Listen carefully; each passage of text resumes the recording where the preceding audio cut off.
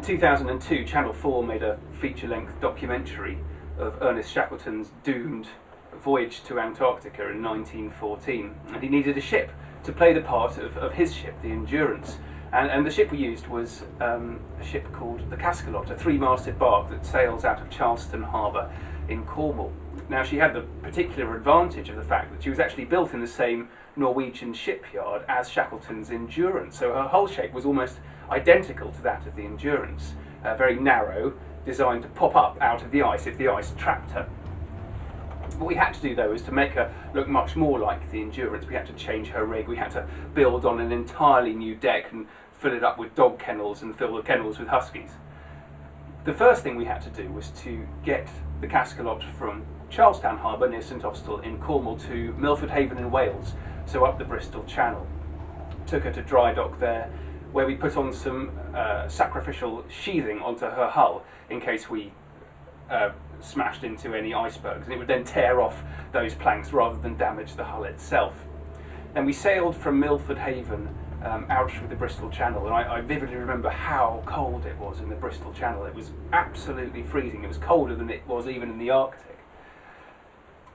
Up through the Irish Sea to a place called Hafnarfjordur, which is a small port just outside Reykjavik in Iceland. When we were in Iceland, we really made the Cascalot look as much as we could like the Endurance. One of the things we had to do was to change the rig from a three-masted bark to a barkentine. We had to build on the dog deck, put on the dog kennels, fill them up with huskies, and then sail out into the Denmark Strait, that strip of water between Iceland and Greenland. Once we were there, we had to find the ice to start with. We eventually did. Then we had to find a way into the ice to allow us to nose our way through, wait for the ice to close up, and then a helicopter could come over and film us there, give the impression of being completely surrounded by ice. And one of the most interesting shots I was involved in is the very distinctive one of the photographer Frank Hurley sitting on the end of the topsail yardarm with a big camera filming all around him. Now, a friend of mine was actually dressed up as Frank, and I was even higher up the mast, right at the very top, holding onto a rope which was attached to the camera. One of the problems, we didn't have any sails set at the time, so the ship was really rolling around and this camera was flying about.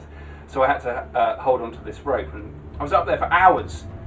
We had to leave our modern clothing behind because we're obviously in costume.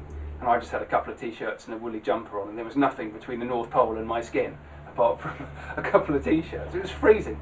I actually climbed up with a cup of soup under my arm, which I spilt within 10 minutes of getting up there. So I spent the entire time covered in chicken and sweet corn soup. Pull! Bring it up! Come on, that's it! Keep it steady! Keep coming!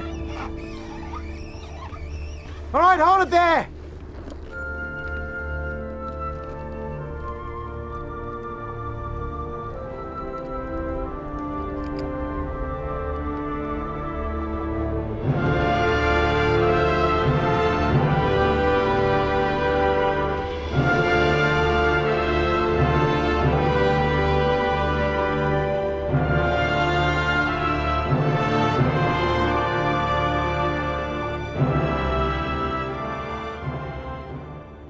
One of the main difficulties we experienced when working the ship through the ice was being able to identify where the floating ice was actually coming from and where the leads through the ice were. And we ended up using a system that Shackleton himself used.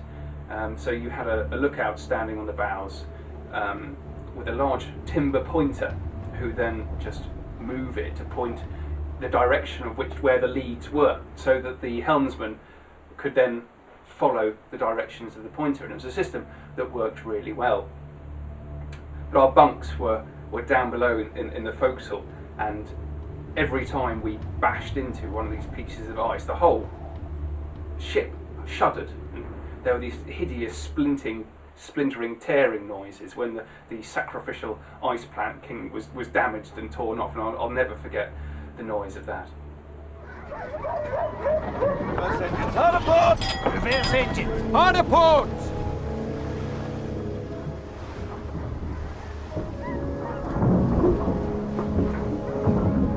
Full speed ahead. Easy, Skipper.